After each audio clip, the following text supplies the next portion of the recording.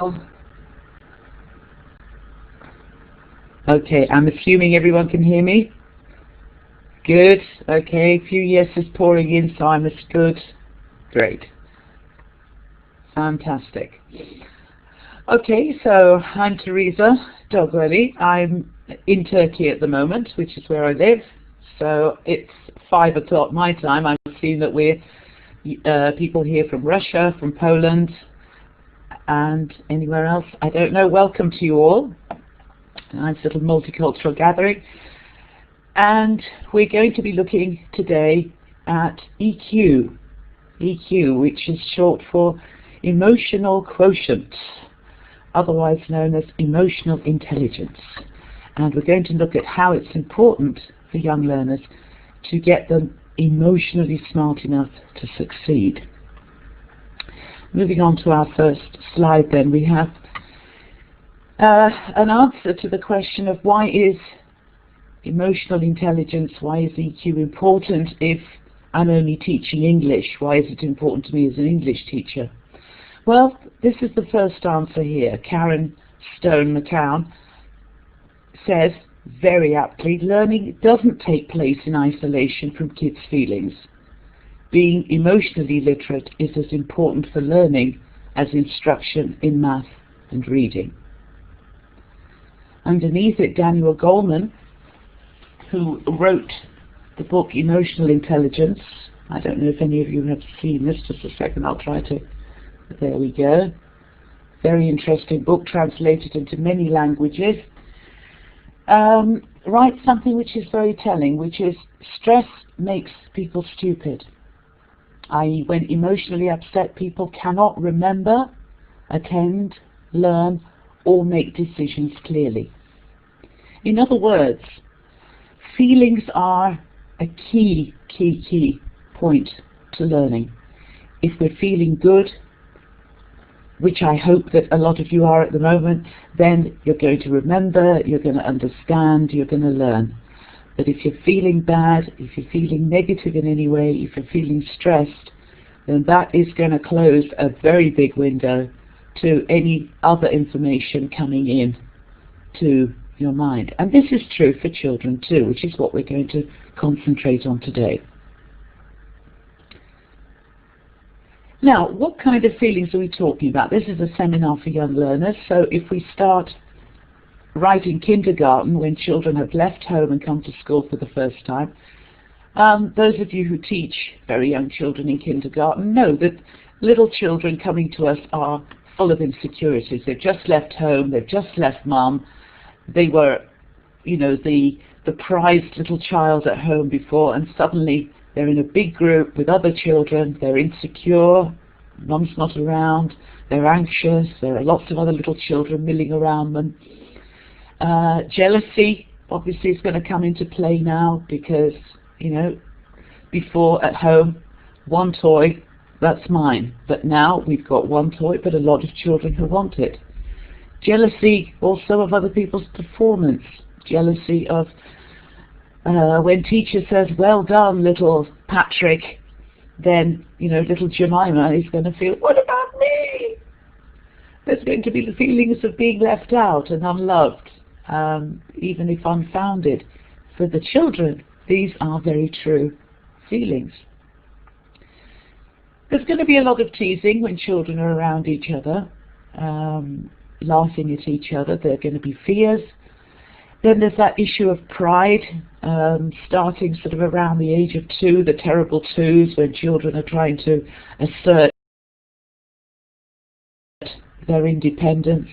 So by the time they come to kindergarten, that sense of, you know, I'm me, I'm proud, this is my book, I'm so clever, and I'm so good with this toy, and I'm so whatever. And this pride can take knocks very easily. And there's the whole confidence thing. Children want to feel, yeah, and as Martha says there, that's what it's supposed to make each kid feel like being a success. This is our key main point, to be confident, make them feel confident. And obviously they're comparing themselves with others as well as they go along. So this is what we're dealing with. Obviously, when they get slightly older, when they're in 5th, 6th grade, sort of at the upper end of primary, then we've got the puberty factor. The problems now are not toys, but toy boys or toy girls, girlfriends, not being out on a date, being left out of the group is incredibly demotivating, and it's a fear that's always with kids. Kids are still teasing, and now it's a little bit harder. It's picking on other kids and bullying each other sometimes. Puberty brings with it a lot of changes in the body, in the behavior, and this obviously impacts on self-esteem issues. So children are, or young teenagers, let's say, are feeling incredibly vulnerable, are feeling like most of us felt when we were teens: ugly, small, bad hair, etc. Anger management. This is an emotion which is also something that needs dealing with, because if not dealt with, it can get more serious and can affect other children, and will certainly affect learning, as will mood swings, mad impulses. Children, as they get a little bit older, even when they're very young, can have sudden mood swings and sudden impulses, lash out. This is the sort of emotion that we're talking about, that is absolutely reeling, writhing inside every child. And they bring this with them to the classroom, and we, the English teachers, have to deal with it. If we don't deal with it, not a lot of learning is going to take place, or perhaps learning of the wrong kind. Empathy, finally, is something which is incredibly important. It's becoming the mega important quality for employing people in the future. So this is something that is well worth developing from a very early age. The earlier we start, the better. So these are the facts. This is what we're dealing with. What can we do about it? Now, again, those of you who may still be thinking, or perhaps you know colleagues who are saying, what's this to do with me? You know, I've got too much to do anyway. I've been teaching for 7 hours already. I can't deal with children's emotional feelings. This is just a very quick chart of your, if you like, your troublemakers.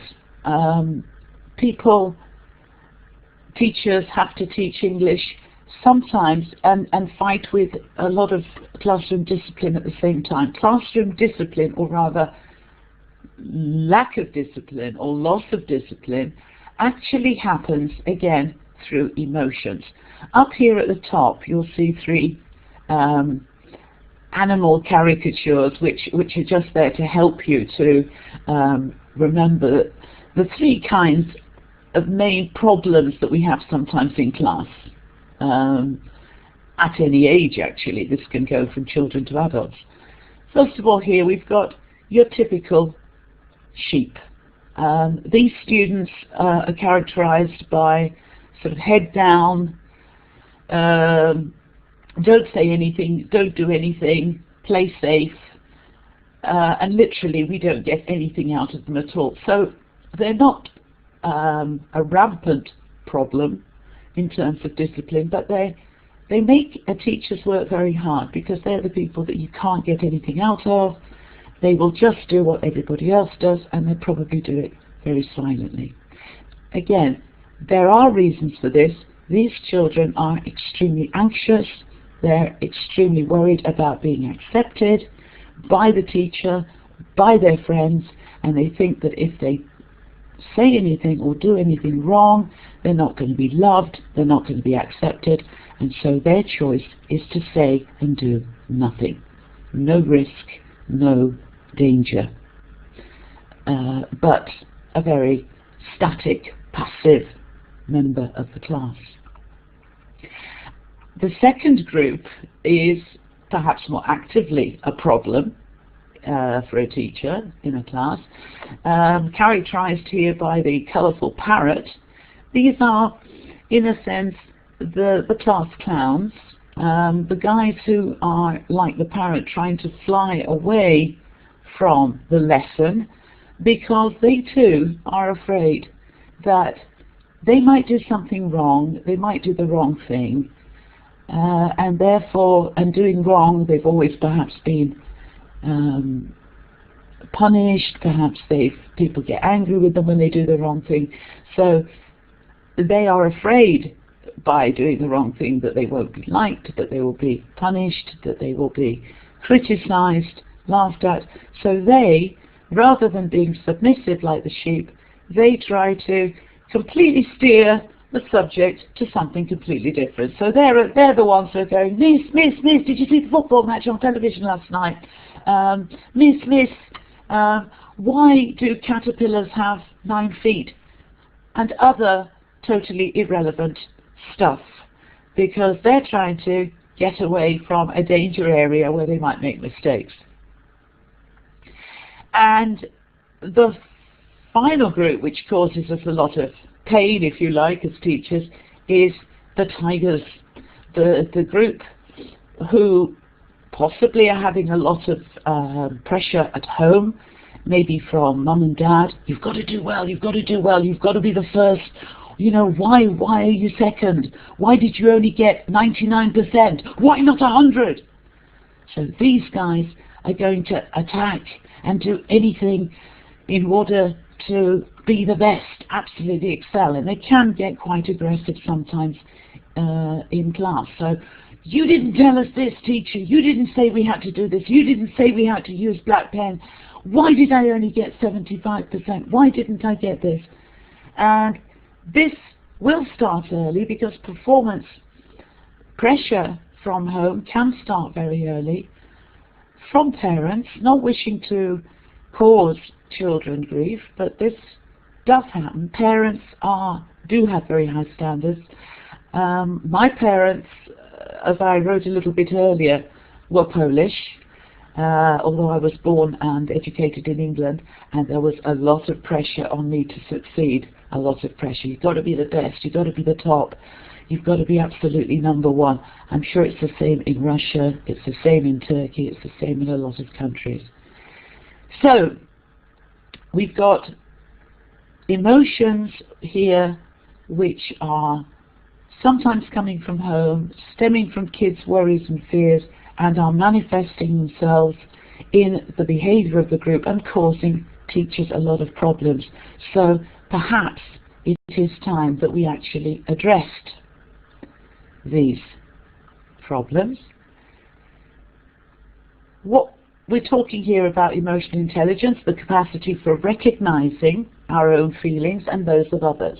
So this is perhaps something that we should be actually doing through English, in the English class. Actually looking at feelings. How am I feeling now? How am I feeling? How was I feeling a minute ago? Am I feeling nervous? Are you feeling nervous? Are we comfortable? Are we uncomfortable? It's the capacity for motivating ourselves and for managing emotions well in ourselves and in our relationships. So at the moment, I'm hoping that I'm using all my emotional intelligence in order to conquer my own nerves with the new technology, and despite the fact that I can't see you and I can't hear you, and our only contact is that little messenger box there on the left, and some smiley faces, some thumbs up, some thumbs down. I'm kind of working here without knowing how well I'm managing your emotions. Am I keeping your interest up? Am I boring you? Are you tired? Are you exhausted? You wish you weren't here? So I'm having double problems here without the actual contact. So how well am I doing? Horrible, tired, grumpy grey face with red lips. Press that if you're feeling really tired, if you think it's getting a bit boring.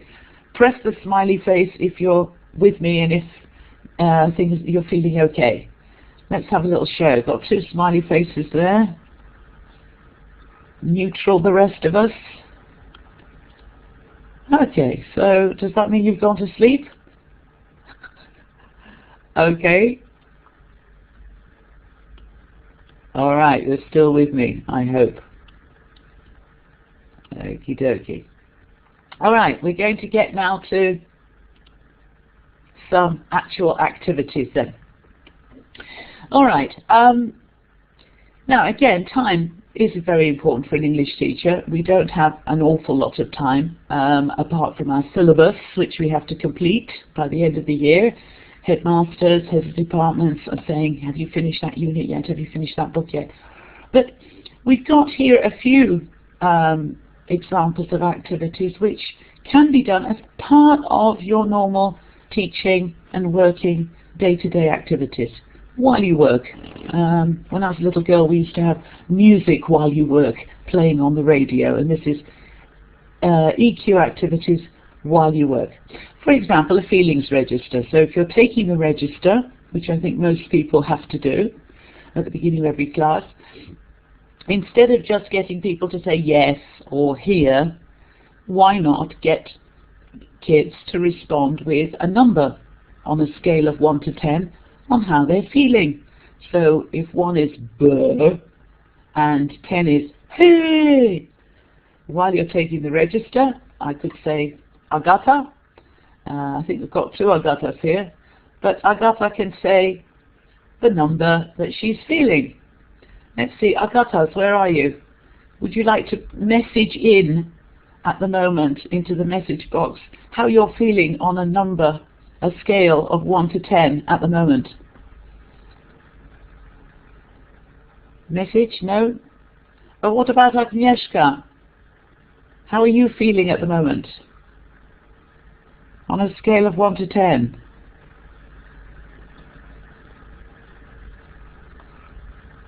Maybe it's taking some time to come through. Alexandra, how are you feeling? Number 1, buh. 2, 3, 4, 5, 6, 7, 8. Hey, this is good.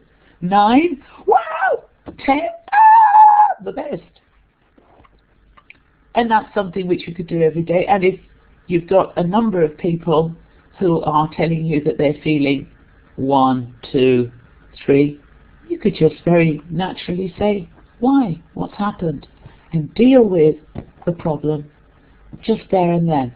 It's a little bit of extra practice and in English, and it's better than the comment, what did you do last night? Because we know that everybody did probably the same thing, which is I went home and I had my supper and I watched television and I played on the computer and I did my homework. So here we are dealing with something that is interesting, important, dealing with it before the lesson and doing it in quite a quick and easy way without spending an awful lot of extra time planning it into our lesson. There's also a problem mailbox. You could have a little box in your classroom which you could invite children to drop little anonymous notes into about little problems which may be worrying them. Perhaps they're being bullied, perhaps they are being teased, perhaps they haven't got any friends, and they want someone to hear this, but they don't want to talk to you directly, they don't want to get into trouble, they don't want to tell their parents, because the parents might come storming to the school and say, what's this about my child having problems? Have a little mailbox which you could just open, let's say 5 minutes at the end of a lesson, and address the problem. Another little activity here is a feelings cube. We often have sections in our course books which are to do with feelings. Let's say often starting with feelings like sadness, happiness, hunger, thirst, cold, hot, etc. in early primary. Later on we come across sections which deal with reactions to, let's say, types of films when I watch a scary film, I feel scared, shocked, horrified, disgusted. So if you happen to be dealing with a group of adjectives, dealing with feelings, why not put them on a little square cube, duplicate them, give one cube to a group of students, and in the group, each child, let's say groups of 4, each child can take turns to roll the cube, and then whatever feeling comes out on top, let's say disgusted, they can then tell a very, very short story, memory of a time when they felt disgusted, or talk about something that disgusts them. So you've got a little speaking activity there, and listening from the other 3, talking about a specific story or thing which they connect to that particular feeling. So again, we have got children talking about what they feel and why they feel it. The stoplight poster is something that a lot of schools now in the UK and also in other parts of Europe are using. It's up on the wall permanently as a permanent reminder to children when they get their mad impulses, their angry moments, their huge upset moments, and it's a stop, think, decide what you're going to do, and then act. In order, this is absolutely total EQ management, managing your emotions, managing your feelings. You can get children even to make a traffic light poster like this, and then decide it, the important steps of controlling anger or upset. Number 1, I don't know if you can see that, stop, calm down, and think before you act. This is, by the way, this is also very good for at home, I think, with interacting with husbands and wives and girlfriends and boyfriends too. You could have one of these in the bedroom even. Number 2, say the problem and how you feel. 3, set a positive goal. So actually decide what's my problem, how I feel about it. Actually say, I'm going to do this. Think of lots of different solutions, not just one. And think also to the consequences. So if I do this, what will happen? And then finally, green, go ahead and try the best plan. You can see how setting up this stoplight poster could be a lesson in itself, and would also be very good practice while you're at it of the first conditional. If you hit someone immediately, you might hurt them, you will hurt them, they will go to the headmaster will call your parents, blah blah blah. So let's think of another solution, and you could have a very, very nice practice here of the first conditional, while at the same time talking about emotional intelligence. Actually giving kids the best advice you could give for the rest of their lives on how to control their emotions. So 4 activities here that you can have sort of permanently available, and you can just use any time you think is appropriate in order to address the emotions that are going on in your class, just to start. Okay? Shall we move on now? Some of you may want to be noting this down, I'm very well aware. So hands up if you're ready to move on,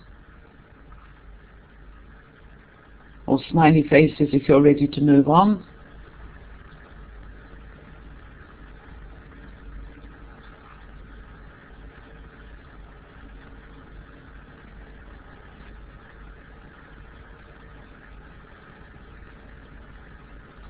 Okay, I'm giving you a little time now to make notes. I've got 5 people have raised their hands out of 65. So I'm giving you a little bit more time there if you want to take any notes or ask any questions about any of those 4 activities.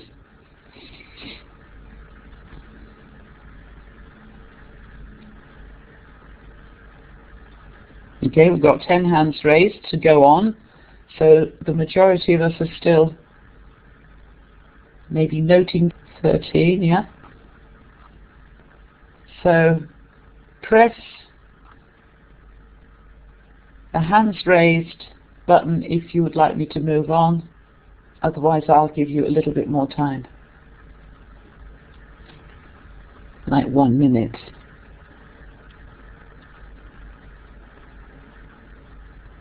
Okay, I see we have about 15 minutes left in total, so I'm going to move on very, very soon. And you can always come back to this later on the Macmillan website. Okay, thanks for replying. Okay, I'm going to move on now. Okay. I'm going to show you now some examples of emotional intelligence activities which are inbuilt into Macmillan's new English World primary course. It's 6 levels at the moment, starting at level 1. And as you can see, this is very clearly not just language practice, because they're learning happy or sad, but as you can see, they are given 6 pictures, and each of the pictures is showing the facial expression for happy and sad. And this is something that we actually need to help children with at a very, very early age, maybe in 1st grade, maybe even earlier. And in fact, children at secondary schools also sometimes need help with slightly more complicated emotions. They cannot, it's been found from lots of research that not everybody is able to read emotions on people's faces. So at the very first level, children here are asked, is this happy? Is she happy or is she sad? Is he happy or is he sad? So as you can see, she's happy, he's sad, she's sad, she's happy, he's happy, and she's sad. And so children are not just working with language here. It's not just about the verb to be and the 2 adjectives, happy or sad. It's also about reading the lines of the mouth, reading here it's the mouth that's giving it away, because it's just very simple caricature. But at higher levels you can actually bring in, or ask children to bring in, photographs of people with different emotions and actually get them to look at the face and decipher what the emotion is. Because this can be very, very invasive, because it's been found that a lot of violence, fighting, has broken out in schools in the USA, for example, because children basically misunderstood their friends' facial expressions. They thought they were being aggressive when perhaps they were feeling something completely different. So it is actually, it can be integrated very easily with English language teaching.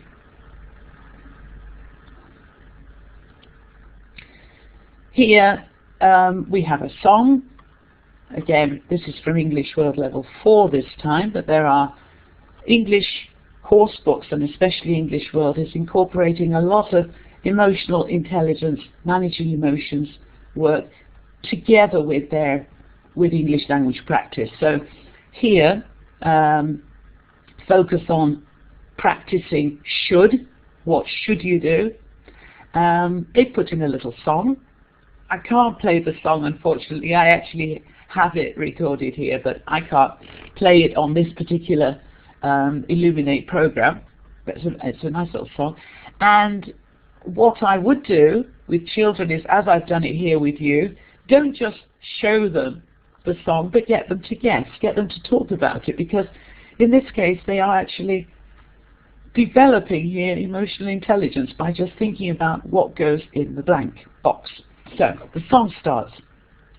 When you're feeling sad and lonely, when you're feeling down and blue, don't cry, dry your eyes. What should you do? And that's a lovely opportunity here to get children to talk, to practice their grammatical items should, and talk about their own personal life. So I think you should watch television, read a book,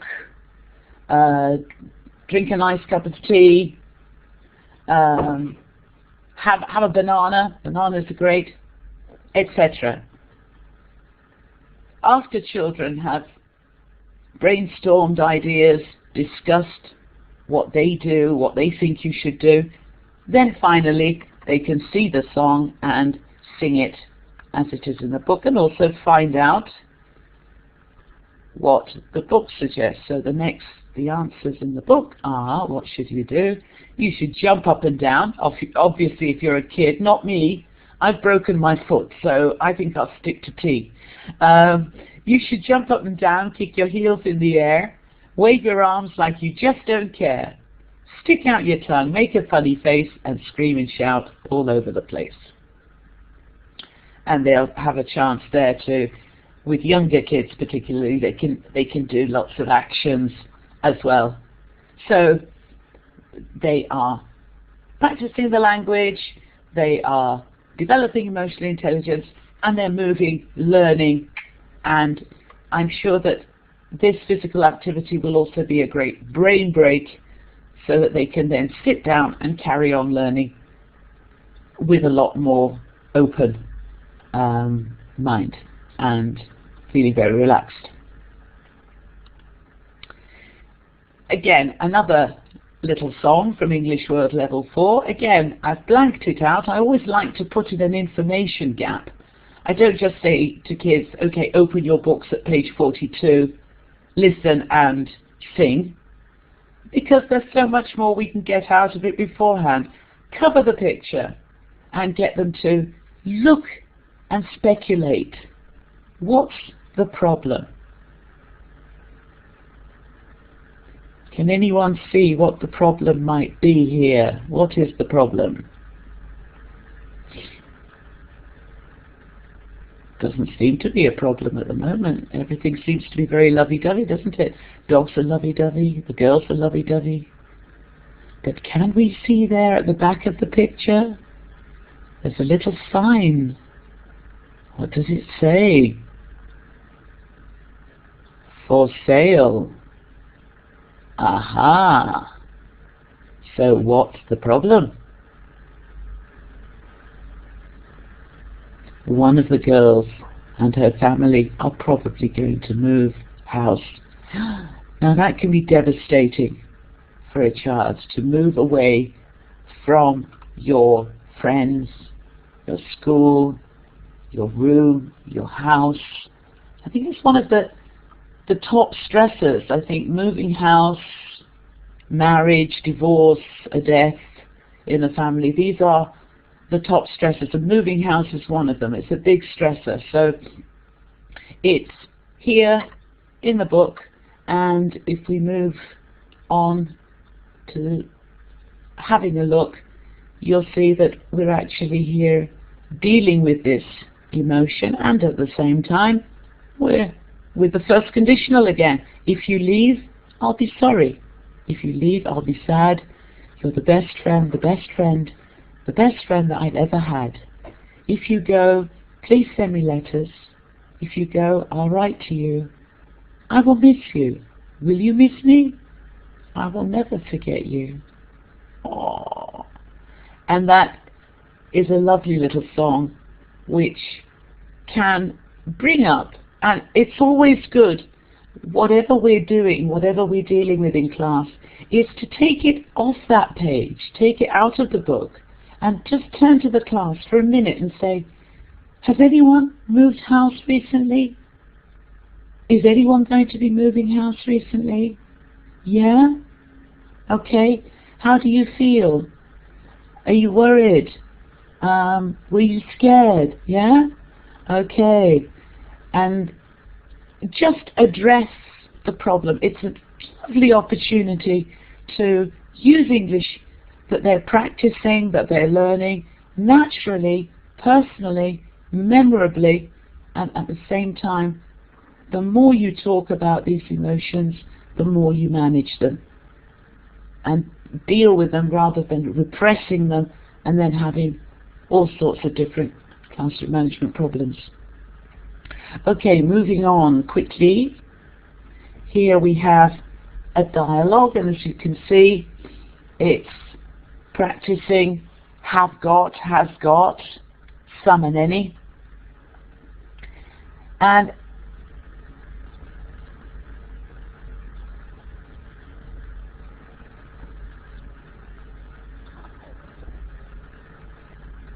okay, people are raising their hands.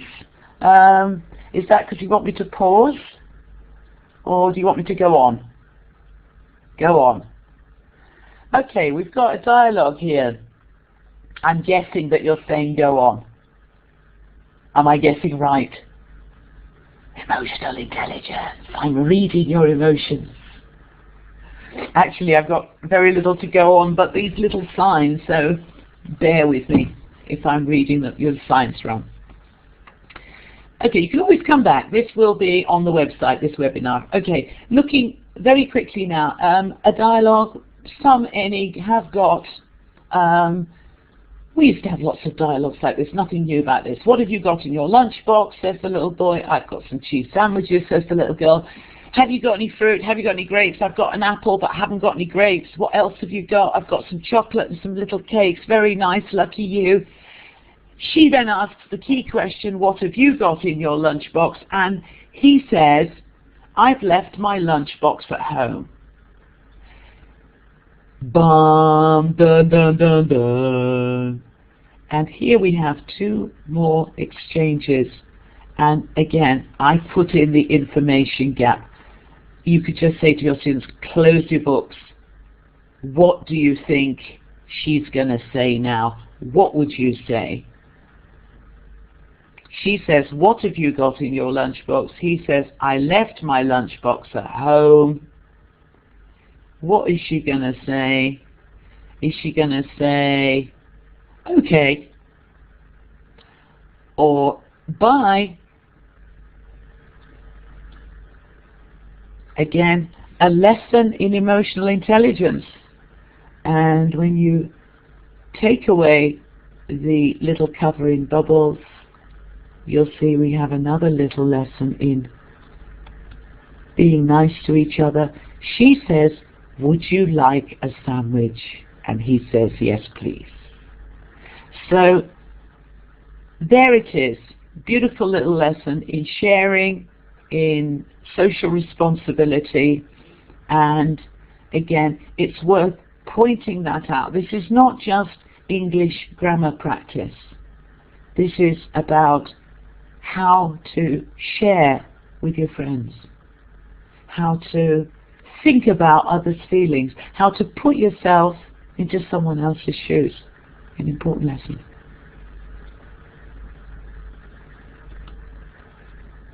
Okay, very quickly, we've got Dinosaur Rules.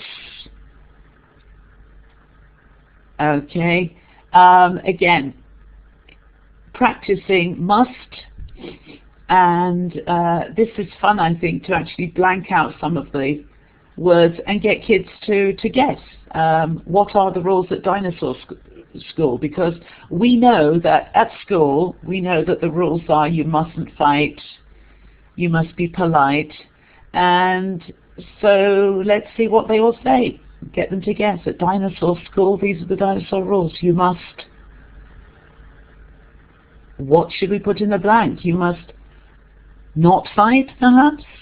You must, and you must be polite. Maybe you mustn't stamp and shout and go running in and out. You mustn't growl and roar, and you mustn't slam the door. These are the Dinosaur Rules. These are the rules at our school. Are they the Dinosaur Rules? Again, this is a little song, chant in English World Level 3, and when the kids actually look, oh, they learn it's the complete opposite from school. At the dinosaur school, you must learn to fight, and you mustn't be polite. I'm sure the kids will love this. You must stamp and shout and go running in and out. You must growl and roar and always slam the door. So everything's the other way around. So again, you can then refer back to this very often. If your kids are stamping and shouting and running and slamming, you can say, this isn't the dinosaur school. Because at dinosaur school, you must shout. But at our school, you mustn't shout. So, again, this is the sort of thing which is going to appeal to kids. Much more than, now when you're at school, you mustn't fight, you mustn't run. Kids don't like hearing mustn't, and they'll do it. If you say don't do it, they'll do the opposite. So, here we have a little song telling them to do the opposite, and we can say, okay, we're dinosaurs, we can do this, but when we're not dinosaurs, we can't do that. Okay, shall we move on to another example? Here we have phonics. Now, all of this, again, will be on the website if you want to come back. I'm very aware of the time. We've kind of reached the end. We can run over by 5 minutes, so I'll just run through very, very quickly, finish off, and then we can have questions if anybody wants to ask any questions. With phonics, another opportunity here for a bit of EQ. We're practicing the sound oi, but the lesson is don't annoy your baby brother. Here's a toy, let him enjoy his toy, don't annoy the boy. Very important lesson for young children, not to annoy their big brothers. And this is something which you could always use again and again and again if they are annoying each other. You say, don't annoy the boy. So we've got phonics and EQ. English World, as many other course books, also have a lot of stories for reading, and all stories, as you know, have a story, have a moral, have a message. And the message here in English World Level 5 is, this boy is a bully. He tries to bully his friends, but he actually, as he tries to chase them over the bridge, he falls in, and the hero, Tim, has to make a decision whether to save the bully or let him drown. And Tim makes the right decision. Another lesson in EQ. So it's not just learning to read in English, it's learning to read and discuss. You know, what do you do if someone's done something bad to you? What do you do if somebody bullies you? Think about it and perhaps come out the better person. What do we have up here? Next one. We have again another story about, again, Tim, who is saving money, and the money disappears. And he also, there's another issue. There are two issues here. There's a little boy here who nobody likes, nobody talks to. That's another issue at school. So Tim makes friends with him. He invites him to his house. While they're playing, or after the boy goes home, Tim discovers that some money has gone missing, and actually later on he discovers that his brother borrowed it. Was it borrowing? Was it stealing? There are a lot of issues there which can be discussed at the same time as reading English and practicing English.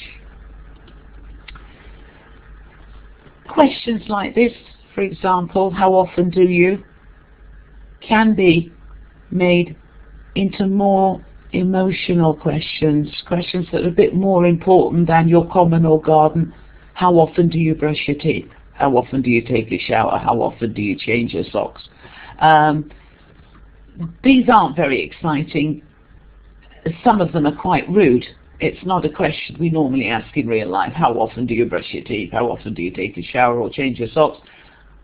Why not sometimes adapt from your course book and make it into a self-disclosure exercise? How often do you cry? How often do you laugh? How often do you feel sad for no reason, or get angry, or do silly things? The grammar's the same. It's just the subject that's different. The subject matter is the emotions. And perhaps these emotions are hidden away and people don't really want to talk to them about them because everybody thinks that they're abnormal. I think I'm abnormal. I think that nobody's ever felt what I feel. But an exercise like this, perhaps in a group, can actually help students to see that, oh, I'm not the only one that cries for no reason. There are, let's say, 3 of us in the group who cry very often. There may be, I don't know, 5 of us in our group who never feel happy for no reason. So you've got grammar and EQ combined.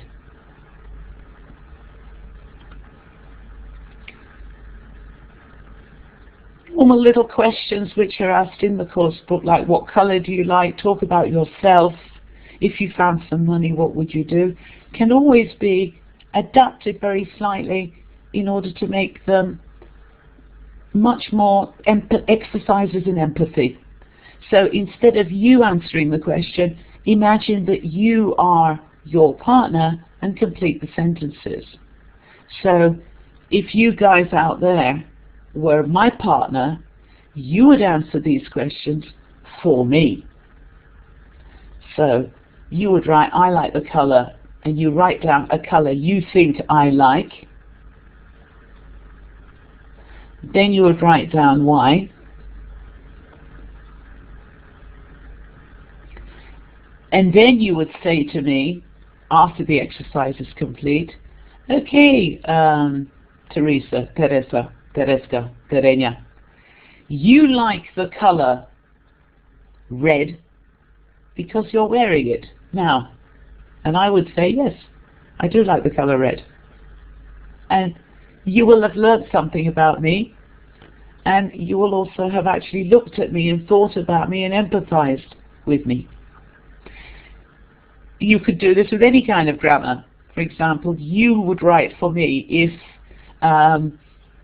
if I think you are Teresa, so if I found some money, I would. What do you think Teresa would do?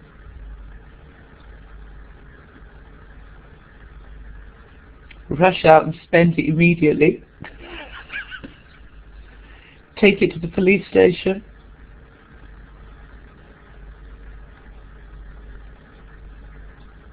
Well, there's actually a long answer to that one. I'll tell you some other time if you're interested.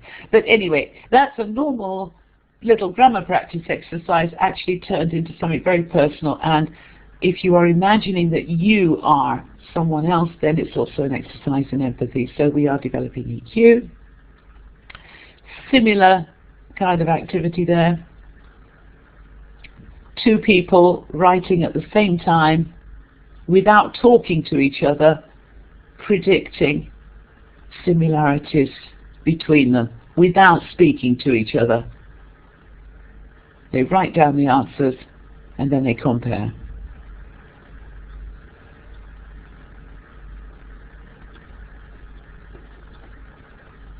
When you're practicing present perfect tense, for example, instead of have you ever eaten snake, working in groups. Have you ever broken your leg? How many times have people in this group broken their leg? We could do that. That would be so interesting. Can you imagine in our group today, if we had time, finding out how many of us have broken our legs and then write it down at the bottom. As a group, we have broken our legs 3 times. We could find out how many times we have fallen in love, how many times we've had operations, So again, practicing the language, practicing the grammar, but talking about things that are very important, disclosure, talking about yourself, revealing about yourself, communicating with others in the group, finding out insights about the group, and empathizing with each other. Again, a lesson in EQ. Anyway, self-awareness, self-acceptance, questionnaires about knowing yourself. So in this one, you have to choose an object, choose first of all an animal, cat or dog. I choose dog. Football or computer, computer. Books or music, books.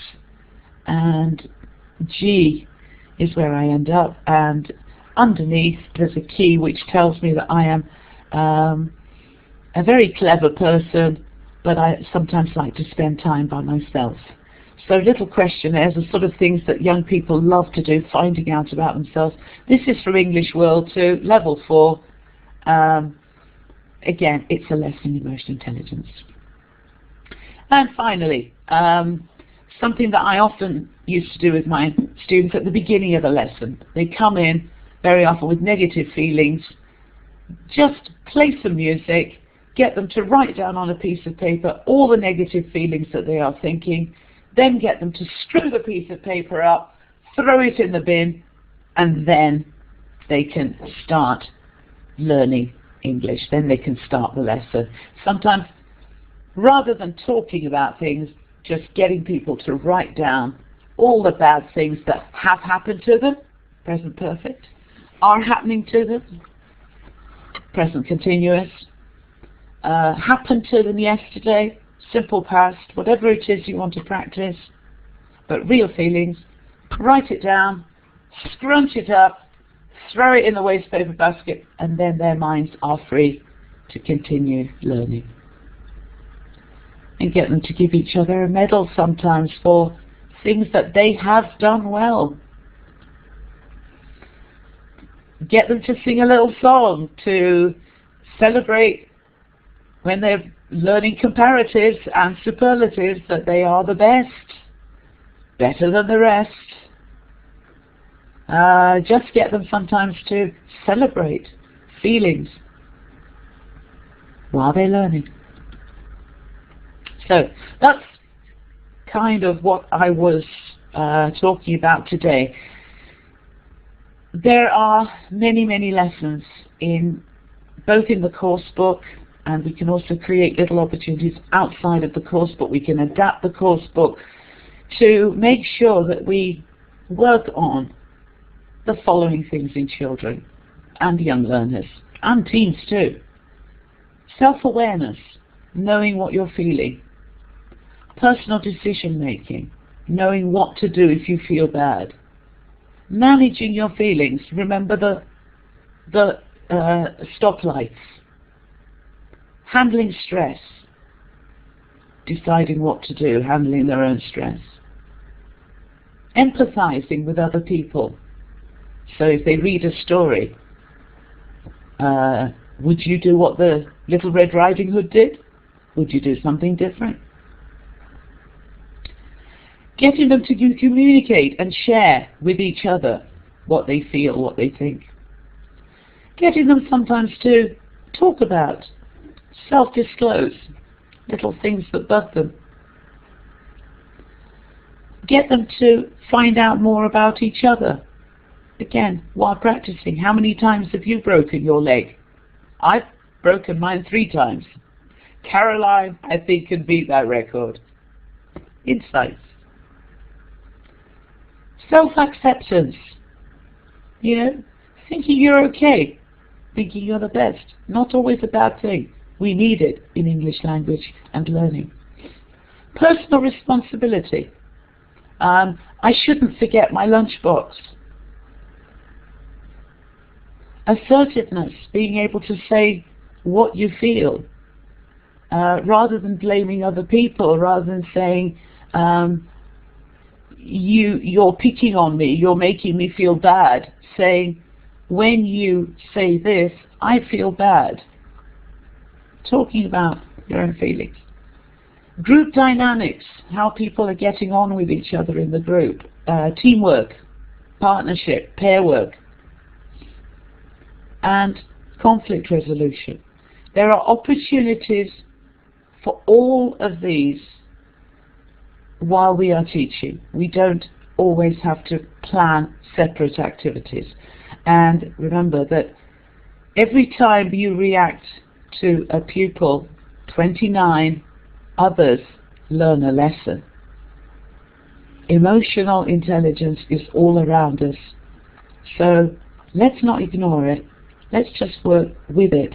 And I think you'll find that this will help both teaching English and getting students to use the language naturally and actually helping them to develop as people at the same time. Thank you very much. So, are there any questions? Or have I gone on for too long?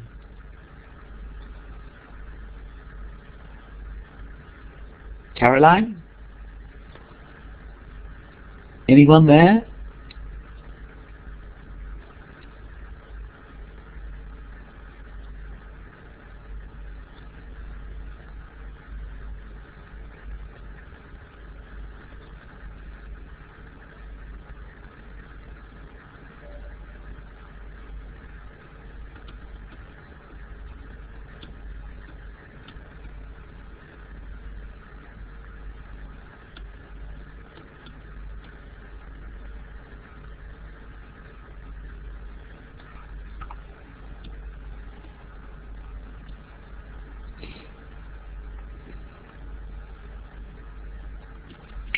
So I'm sitting here, I'm open to any questions which any of you may want to write in the message box.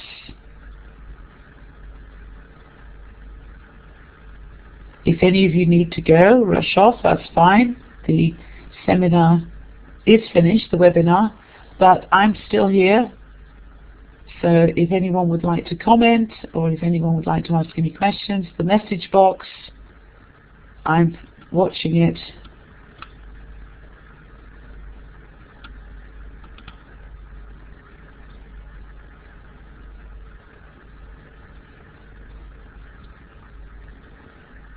So, for those of you who are still with us, if you found anything in that seminar useful, something that you can actually use in your classes, something that you didn't know before, would you like to press the hands up, or the ticks, or the smiles?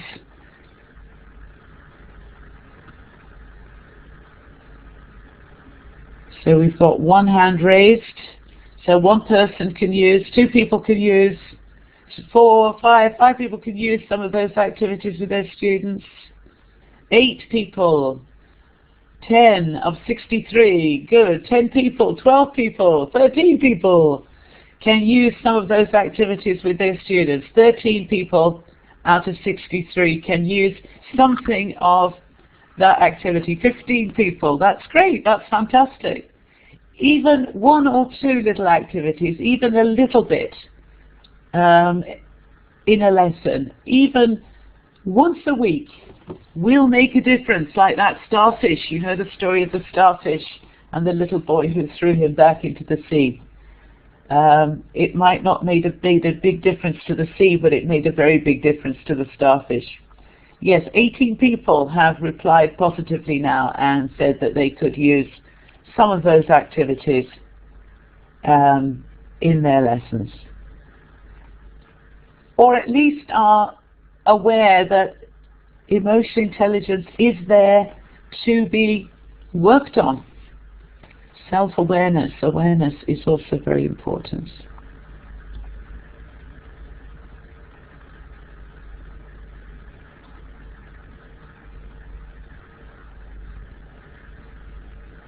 Sweet sheep.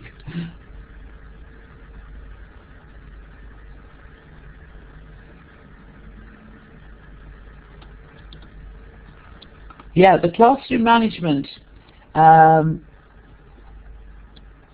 is difficult because we are dealing with emotions, and therefore it might be that when they're actually talking about their emotions, when they're actually talking about their feelings, they will stop actually being disruptive, but they will actually get involved in talking about the things that are bugging them at the time. So an activity like we saw where they have a group poster to make, or they have a group questionnaire.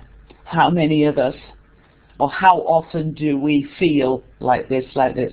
Some of these activities, because they are dealing with emotions, might settle these children down who are malicious, as one of you said, who, see, they're not really malicious, but something is bugging them. It's under the surface. And perhaps just being able to talk about emotions will help them. But it's not easy, of course. It's going to be difficult for all of us. But the most important lesson is ignore emotions at your peril. This is where we lose total control, not through pair work or group work. We lose total control when emotions are out of control, when kids' emotions get out of control.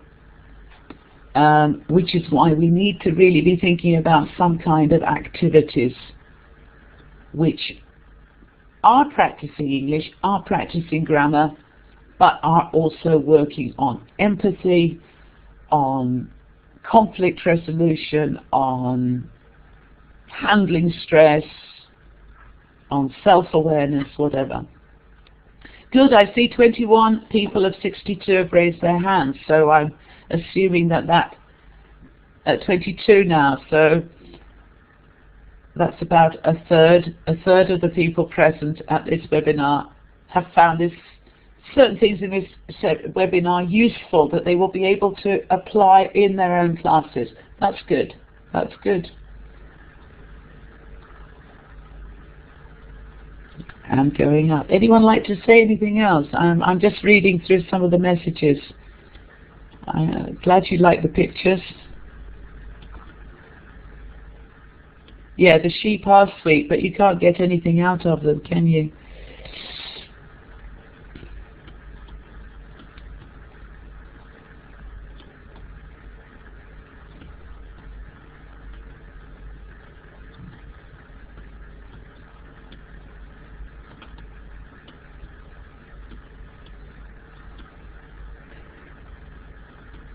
And they not only do they need you to tell them how good they are sometimes, they need to be able to say it themselves. It's very difficult in our society to say, I am good at. But that's what assertiveness is teaching us. And self-acceptance and self-awareness. It's not vanity to say, okay, I'm a good speaker, but I'm not very good at, let's say, technology. You can always balance what you say. And teaching kids the difference between I'm the best speaker there ever was versus I'm a good speaker, but I'm not a brilliant writer. Just knowing yourself, knowing your strengths and weaknesses is what